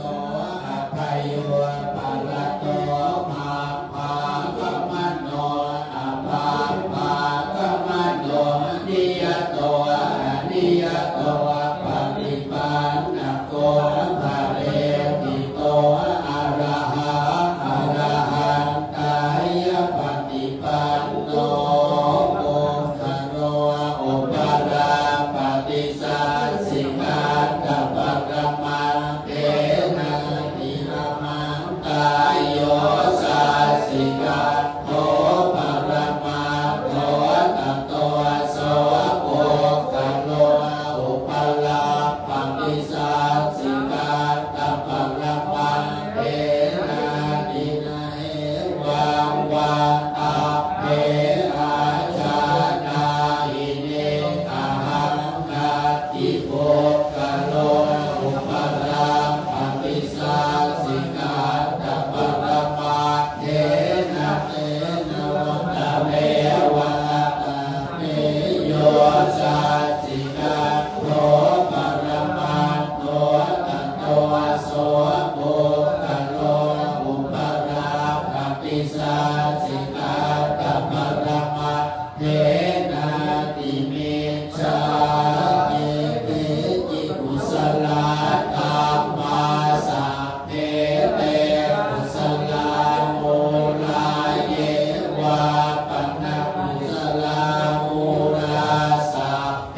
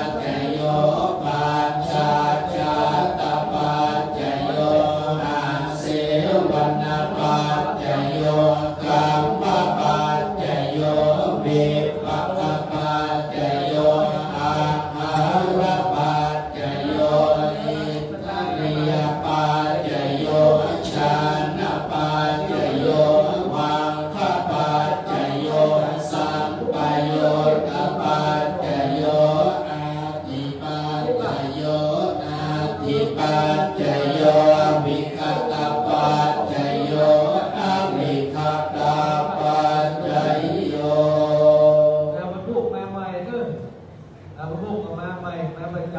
ำสถานที่ที่ดีใจด้วยเนาะ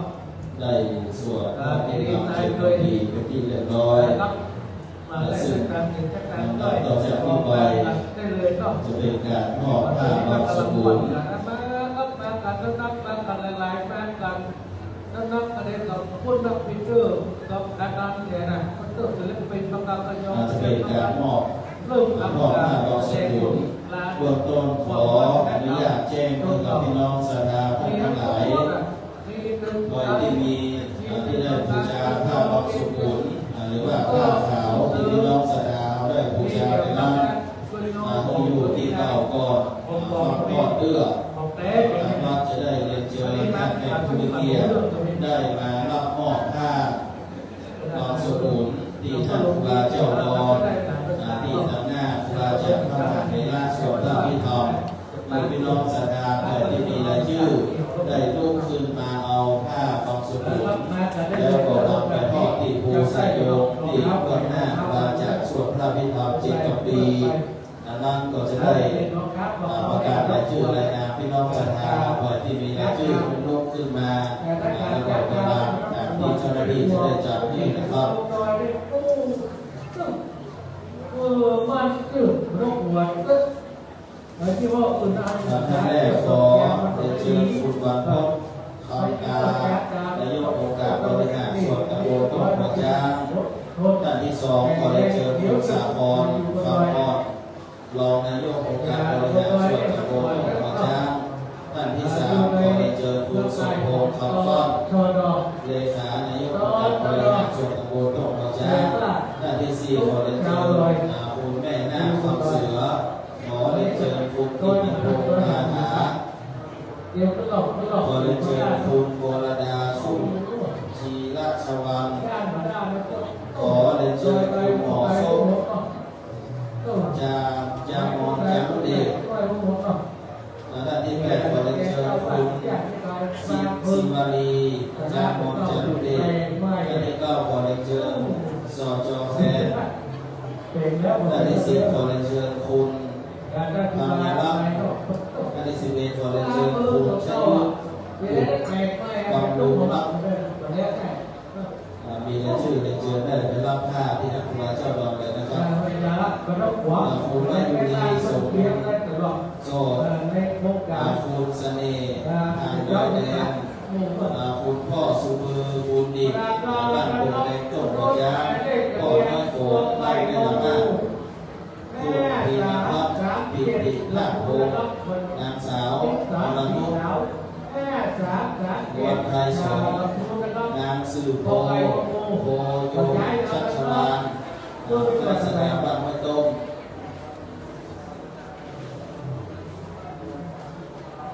แล้วก็คุณทองชายอยู่ดีคุณพิลาเอกลักษณ์แสงคุณสมคิดคุณจันทภานิสาธิตคุณบุญเติมพนางลำไพคุณจำเพ็ญนิมิตสีขอคุณวัฒนากร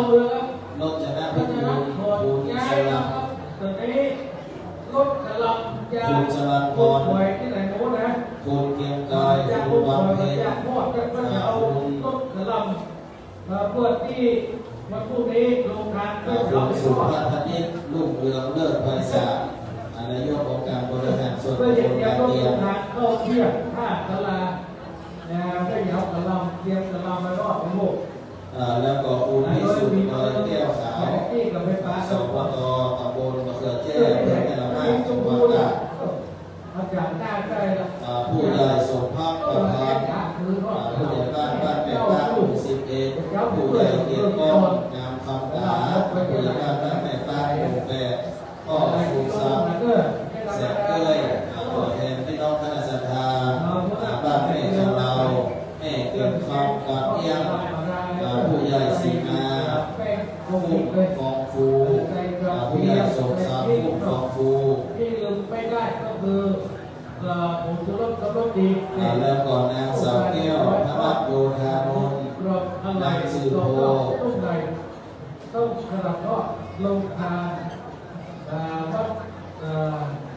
หาภู บ่อเลี้ยงวัฒนากรรจนาพิบูล คุณสลับพรหาไทยสัมสร้างอันดับว่าสัมสร้างคุณยุวดีน้องวาดีเจริญคุณเนเซนขันอินขันนาคุณคำน้อยขณิพรดอกยูคุณสุตืออาทายวัดสัมสร้างคุณบุญเติมพนาลำพอยคุณจำเพลงสิบสองอันนี้ก็เป็นนามพี่น้องข้าราชการที่มีชื่อเริ่มก่อนข้าราชการเอาที่มีผ้าบางสกุลผ้าขาวก็ดีผ้าเหลืองก็ดีที่ได้บูชาเชิญพี่น้องศรัทธาเอาลูกขึ้นแล้วก็กับผ้าแล้วก็ที่เบื้องหน้าพระสงฆ์นะครับก็ก่อนปล่อยเด้อประทับก็ก็ได้เดินเข้าปล่อยก็เลยไปเจดีย์ที่จะเว้ยเนาะจะเว้ยบางคนเราไปเจดีย์ไม่ได้เนาะเมื่อนั้นกินน้ำยิ่งถวายเนี่ยกินน้ำเพี้ยนเนี่ยเราพิธีไม่เสร็จเนาะผู้ดีผู้แก่เนาะแผ่ว่าเป็นเราแก่เนี่ยต้องให้เราเนาะแต่ที่เขาเป็นโลกต้นคอพิเตอร์โอ้ไหวตัวโลกนี้แก่เย็นสำหรับผ้านะครับผ้าสีขาวผ้าเอาสกุลนะครับที่ได้ลาคลอดนะครับเนาะก็จะได้ทำการแจ้งว่าหลังจากคลอดมาแล้วพระสงฆ์ท่านพิจารณาไปแล้วผ้าทั้งหมดนั้นจะได้ขออนุญาตก็ไปสำนักครูเนาะจะได้เก็บไว้เนื่องจากว่าผ้าขาวนี่จะให้นำไปให้กับมูลนิธิแล้วก็หน่วยกู้ภัยต่างๆนะครับจะได้เอาไปเป็นผ้าห่อศพต่อไปนะครับเนาะซึ่งครูบาดอนแล้วก็พระสงฆ์มันมีครูบาคิวนะครับให้ร่วมกันคิดร่วมกันทำที่จะช่วยเหลือสังคมสังเคราะห์ต่อไปนะครับจะได้ขอเนี่ยพระสงฆ์ทุกองค์นะครับเนาะให้ทำต่อไปในครั้งนี้นะครับพี่น้องของเราจะได้ดีช่วยเราต่อต้านเราช่วยกันทุกผู้ต้องผู้สุดยอดแสดงคุณพระพุทธเจ้าปฏิจจารวาจาสังฆาราเราเราเพื่อพระให้กับคุณให้กับพระโอปาจิตวานิรุสันติเตสัมปุปัสสโมสุขวาพระอัตตาอานิจาวากาสังฆาราปะนาวายกามิโนโอปาจิตวานิรุสันติเตสัมปุปัสสโมสุขวาอานิจาวากาสังฆาราปะนาวายกามิโนโอปาจิตวานิรุสันติ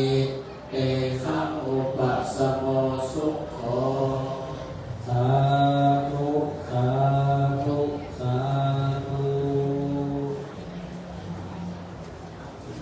วันนี้ครูบาอาจารย์พระมหาเถระทั้งนั้นได้พิจารณาภาพบางสกุลของพี่น้องคณะศรัทธาเอาเพื่ออุทิศถวายหลวงปู่ครูบาเจ้าผู้ใจข่าวปีนะครับ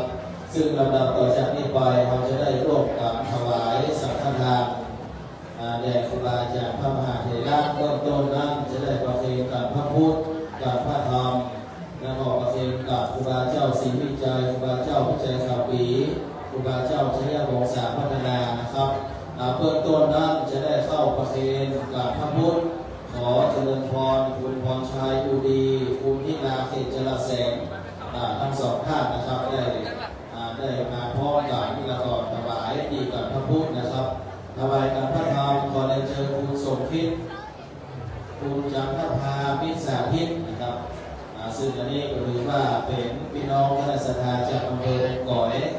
ที่ได้เดินทางมาร่วมกับในค่ำคืนวันนี้ซึ่งในปีนี้พี่น้องคณะศรัทธาอำเภอก่อยได้ร่วมมาเป็นเจ้าภาพนี่เป็นตัวในใจแล้วเหรอนี่ผมกู้ไว้เอาที่ดีนั่นไม่ได้หรอเนาะได้ร่วมมาเป็นเจ้าภาพบูชาคุณในหลวงปู่ครูบาเจ้าวัดพิจัยขับปีจำนวนเงิน200,000 กว่าบาทนั้นก็ต้องขออนุโมทนาหลังจากที่ประเคนกับพระเจ้าพระธรรมเสร็จเรียบร้อยจะได้ถวายบูชาคุณของหลวงปู่ครูบาเจ้าศรีวิจัยขอเจริญพรคุณบุญเติมพระนาลำพายคุณจำเพนนิมิตสิงห์ขอนนะครับทั้งคู่เลยได้เข้าประเคนที่ครูบาเจ้าศรีวิจัย เข้าประเกณฑ์ที่ครูบาเจ้าอภิจัยข่าวปีนะครับขอเรียนเชิญคุณวัฒนากรโรจนพิบูลคุณสมังพรหาไทยวัดสามสร้างทั้งสองท่านได้เข้าถวายที่ครูบาเจ้าอภิจัยข่าวปีถวายครูบาเจ้าสยามวงศาพัฒนาคุณเกียรติไกรคุณวันเพ็ญอัครศิริวงศ์นะครับได้เข้าถวายที่ครูบาเจ้าสยามวงศาพัฒนาฟ้องประเคนได้นะครับเดี๋ยวจะได้เข้าประเคนพร้อมกันนะครับถวายบูชาคุณหลวงปู่พระพรหมมงคลหลวงปู่ทองขอเรียนเชิญคุณสุภาพธนิตรุ่งเรืองเลิศไพศาลนายกองค์การบริหารส่วนตำบลนาเกียนนะครับหลังจากนั้นจะได้ถวายครูบาอาจารย์พระมหาเถระสงฆ์พิธีพี่น้องศรัทธามีรายชื่อลูกมาอยู่ที่หน้าพระสงฆ์เลยนะครับท่านแรกขอเรียนเชิญคุณประพันธ์พนมคับจูนท่านที่สองขอเรียนเชิญพ่อเลี้ยงอาทิตย์ปลูกยุกโกดังมอกองขวานบ้านแม่ตองท่านที่สามขอเรียนเชิญคุณทิพย์วามยะถาท่านที่สี่ขอเรียนเชิญคุณประสิทธิ์คำแปงจากอำเภอแม่สอดจังหวัดตากท่านที่ห้าขอเรียนเชิญคุณโสภาพประพันธ์ผู้ใหญ่บ้านบ้านแม่ป้าหมู่11ท่านที่หกขอเรียนเชิญคุณยุวดีคำวานีเจริญท่านที่เจ็ดขอเรียนเชิญคุณบรรพตคำตานายกองค์การบริหารส่วนตำบลโต้งหัวช้างท่านที่แปดขอเรียนเชิญคุณสาครคำอ่อนรองนายกองค์การบริหารส่วนตำบลโต้งหัวช้างท่านต่อไปขอเรียนเชิญคุณเกียรติก้องนามคำตาผู้ใหญ่บ้านบ้านแม่ป้าหมู่ที่แปดท่านต่อไปขอเรียนเชิญพ่อชูศักดิ์แสนชัยเป็นตัวแทนของพี่น้องคณะศรัทธาบ้านแม่จะเราท่านต่อไปขอเรียนเชิญผู้ใหญ่สีมาผู้กองครูท่านต่อไปขอเรียนเชิญผู้ใหญ่สมศักดิ์ผู้กองครูท่านต่อไปขอเรียนเชิญคุณมายุรีสมบูรณ์โซท่านต่อไปขอเรียนเชิญคุณเสน่ห์ทางดอยแดนท่านต่อไปขอเรียนเชิญพ่อสุพือบุญดิบเป็นตัวแทนของพี่น้องคณะศรัทธาบ้านโป่งแดงต้นหัวช้างท่านต่อไปขอเรียนเชิญพ่อน้อยฝนเป็นตัวแทนของพี่น้องคณะศรัทธาบ้านแม่ละมากนะครับท่านต่อไปขอเรียนเชิญคุณธีรพัฒน์ปิติภาคพงศ์นางสาวอรนุชหวนไทยสงฆ์และท่านต่อไปขอเรียนเชิญนางซือโพพยงชัชวานพี่น้องคณะศรัทธาบ้านห้วยต้มนะครับที่มีรายชื่อแล้วเรียนเชิญได้อยู่ประจำที่หน้าพระสงฆ์นะครับอาจารย์ผู้สวดช่วยพ่อและถ้าครบก็ผู้สัญญาณนำเพศนะครับ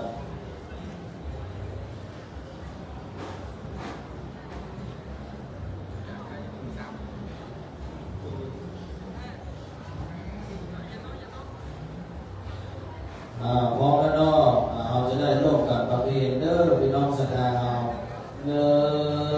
2 3สาธุสาธุสาธุได้เจอทุกท่านได้กับที่นั่งรับรองเดิมนะครับเพื่อที่จะได้รับพรจากพระเจ้าพระสงฆ์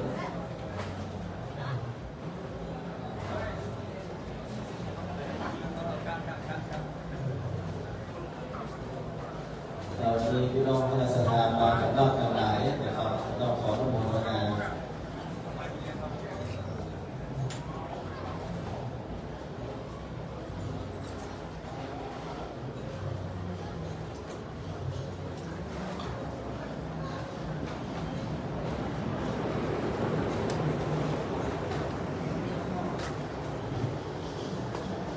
ต่อครับขอเริ่มแบบตรงนี้พร้อมกัน ยะถาวานิวาหาปุราปาริปุเรนติสากาลังเอวะเมวะอิโตตินังเปตังนังโอปะกะปะติอิจิตังปะติตังตุมังคิปังเมวะสัมมิชันตุสัพเพปุเรนตุสังกัปปะจันโทปนังกโสยะถามันิโชติลาโสยะถาสัพ โย เววัจจันตุสัพพะโรโควินาศตุมาเตภวัตวันตรายโยสุขิติกายุโกภวะอาภิวาตนาสิริสานิจังวุฒาปัจจายโนจัตตารโอธรรมาวัฏฏันติอายุวันโนสุขังภะลัง อายัญจะโค ทักกินาทินนาสังกัมมิสุปฏิกิตาติกาลตามิตายาสัทธานาโสปะกะปฏิโสยติตัมโมจะอายังนิราสิโตเปตานาปุชาจักขตาอุราราภรัญจะภิกขุนามานุปาตินังตุเมหิปุญญังปัสสุตังอนัปปะกันติภวันตุสัพพะมังคลังรักขันตุสัพพะเทวตาสัพพะพุทธานุภาเวนัสสัทธาโสติภวันตุเตภวันตุสัพพะมังคลังรักขันตุสัพพะเทวตาสัพพะธัมมานุภาเวนัสสัทธาโสติภวันตุเตภวันตุสัพพะมังคลังรักขันตุสัพพะเทวตาสัพพะสังฆานุภาเวนัสสัทธาโสติภวันตุเต สาธุสาธุสาธุเรียนเชิญพี่น้องคณะสัตยาเอาได้หันหน้าไปตามหอพระทรงหลวงปู่ครูบาเจ้าพิจัยข่าวปีเราจะได้วันตาน้อยหลวงปู่ครูบาเจ้าพิจัยข่าวปีโดยพร้อมเพรียงกันนะครับพี่น้องสัตยาเอาหันหน้าลงไปตามหอพระทรงเด้อสันตุวันตามิพันเตสัมปังอาปาลาดังกามานาเมพันเตมายากาตังปุญญังสามินานุโมริตังปังสามินากาตังปุญญังไมหันตาตังปังสาธุสาธุอนุโมตามิปันเตกาแห่งเจ้าโกอาหังอันว่ากาวันตามิก่อไว้บัดนี้อันเตยังติตังโกโตภากาให้เจ้าโกโตเมียว่าเจ้าโกกามาตาโจโกลาปะละตายันโตนันเกิดมีสัมปตังวันแก่กาเดบันเดกาให้เจ้าโกปุญญาว่าปุญญาได้กาตังหาได้กาตังนักอินา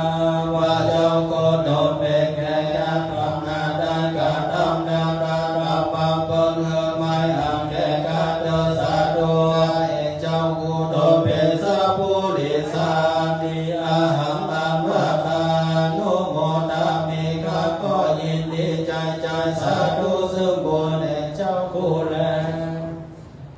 เรียนเชิญพี่น้องศรัทธาเอาได้หันหน้าไปทางหลวงพ่อท่านพระครูสันตจิตตาภิรัตน์ซึ่งในวันนี้หลวงพ่อครูบาเจ้าพิมพ์ท่านพระครูสันตจิตตาภิรัตน์ผู้มีอายุการพรรษาสูงสุดแด่ครูบาอาจารย์พระมหาเถระที่นี่เรียนเชิญพี่น้องศรัทธาเอาได้หมอบหัวโลงและบรรดาน้อยหลวงพ่อโดยพร้อมกันนะครับ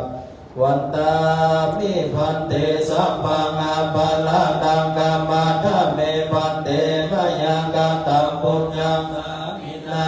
นุโมเดตาปังสามินากาตังปุญญังไมหังตาตาปังสาธุสาธุอนุโมตามิ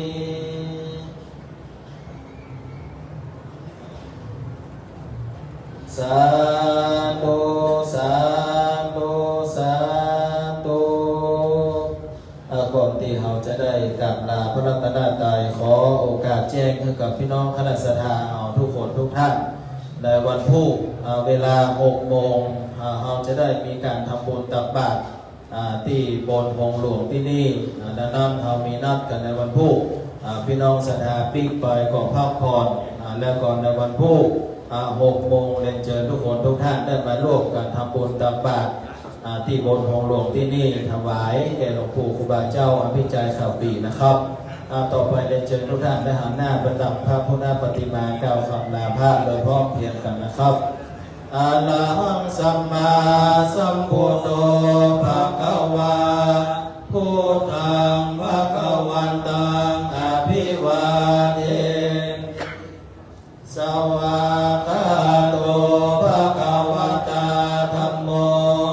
ธัมมังนัมมัสสามิสุปฏิปันโนภะคะวะโตสาวกสังโฆสังฆังนัมมามิสำหรับพิธีการในการบำเพ็ญกุศลทำบุญดักขินาโนปทานฝังเต้แล้วก็สวดพระพิธรรมในค่ำคืนวันนี้ก็เป็นที่เรียบร้อยลงไปก็ต้องขออนุโมทนากับขอบพระคุณและเมตตาครูบาอาจารย์พระมหาเถรานุเถระเจ้าคณะพระสังฆาธิการอนุโมทนาขอบคุณพี่น้องคณะสัตยาเอาที่ได้มาร่วมกันฟังน้ำฟังธรรมในค่ำคืนวันนี้นะครับอันนี้เชิญพอเลยครับไปไม่ได้ผู้ดีผู้แควเนาะผู้ใดก็ทราบลิไม่รู้ผู้กระเฉวจิบลเนาะลิไม่เรียวผู้แต่ผู้เฉวเนี่ยก็แจ้งนะครับเนาะพอสถานว่าสถานเราใครจะไปนอนที่ห้องเมนหรือว่าที่วิหารเวียงแก้วพระจันทร์นะครับนอนกับครูบาตรงนั้นก็ได้นะครับเนาะบนโต๊ะในนั้นจะนอนที่บนห้องหลวงนี้ก็ได้นะครับแล้วก็ที่โฮมใหม่เนาะที่โฮมใหม่ก็ได้นะครับพระสงฆ์นะครับที่เดินทางมาจากผมก่อยนะครับผมขอกราบรัตนาธิมนต์นะครับไปนอนอาจจะนอนวิหารบนวิหารหลวงนี่ก็ได้นะครับแล้วก็ที่โฮมใหม่ก็ได้นะครับผมยินดีนะครับที่ทำที่นอนนะครับเดี๋ยวประธานช่วยกันพอเลยเนาะหมอนก็ดีเสื้อก็ดีแล้วก็ผ้าห่มเนาะ